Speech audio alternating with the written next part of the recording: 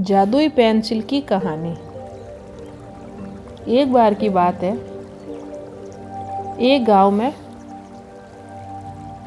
एक बहुत ही गरीब लड़का रहता था। उसका नाम रवि था। वह बहुत ही गरीब परिवार से था। उसके माता पिता बड़ी मुश्किल से अपना गुजारा बसेरा करते थे। इस तरह वह किसी तरह से लोगों से मांग कर या मेहनत करके खाना खा लेता था। लोग उसकी गरीबी को देखकर उसे कुछ पैसे या खाना दे दिया करते थे, पर रवि बहुत ही ज़्यादा मेहनती था। अक्सर लोगों की मदद भी करता था। अंधे और असहाय व्यक्तियों को सड़क पार करा दिया करता था।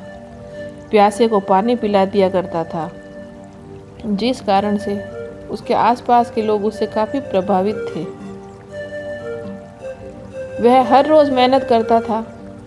वैसे तो उसके पास कोई भी काम नहीं था, पर लोगों के पास जाकर काम मांगता था। जो भी काम दिया जाता था, वे काम को अच्छे से किया करता था। रवि को कुछ पैसे मिल जाया करते थे, जिससे वह अपनी पढ़ाई को भी कर लिया करता था। एक दिन की बात है, रवि के घर के पास से एक महात्मा गुजरे, जिनके आंखों में तेज था और उनको बहुत तेज प्यास लगी थी। रवि के घर पे जाके पानी पीने का बोला।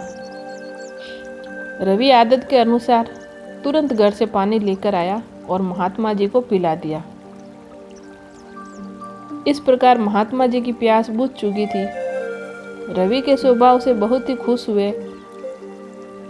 फिर उन्होंने अपनी पोटली से एक पेंसिल निकालकर रवि को दे दी और बोले, यह कोई आम और साधारण पेंसिल नहीं है। इस पेंसिल से जो भी बनाओगे वह असली बन जाएगा। इस प्रकार रवि वह पेंसिल पाकर बहुत ही खुश हुआ और अब वह पेंसिल की सहायता से अपनी गरीबी दूर कर सकता था। इसके बाद उसे बहुत तेज भूख लगी थी। तुरंत उस पेंसिल से भोजन का चित्र बनाया, जिसके बाद वह चित्र सच में भोजन बन गया था। अब रवि को महात्मा जी की बातों पर पूरा यकीन हो गया।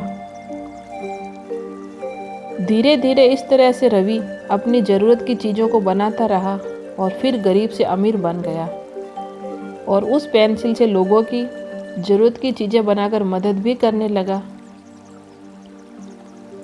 जिसके बाद यह बात पूरे गांव में फैल जाती है और इस तरह बात वहाँ के राजा को पता चल जाती है, जिसकी वजह से रवि को राजा के दरबार में बुलाया जाता है और कहा जाता है कि आपको राजा के यहाँ हीरे और मोती बनाने हैं।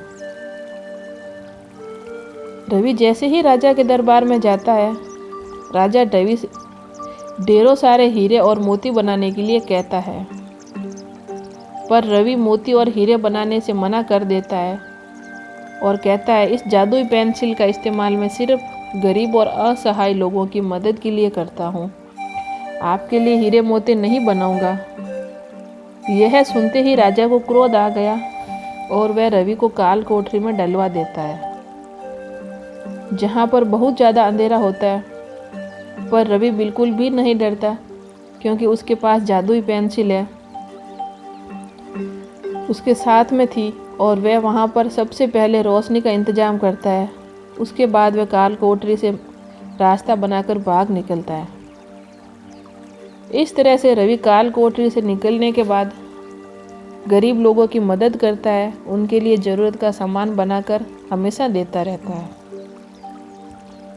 इस तरह से सभी गरीब लोग अपने पैरों पर खड़े हो जाते हैं और अपना खुद का व्यवसाय शुरू कर देते हैं, जिससे अब उन्हें कभी भी किसी के सामने हाथ फैलाने की ज़रूरत नहीं पड़ती।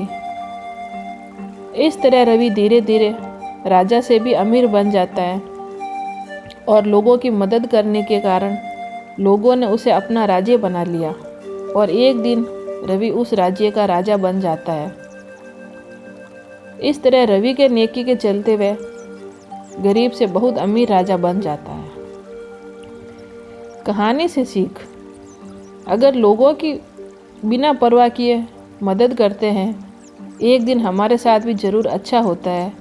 इसलिए हमेशा नेकी और मदद की राह पर चलना चाहिए। तो दोस्तों, अगर आपको मेरी कहानी अच्छी लगे तो इसको लाइक करें, शेयर करें और सब्सक्राइब करें। और मेरी नई कहानियाँ सुनने के लिए मेरे चैनल से जुड़े रहें। धन्यवाद।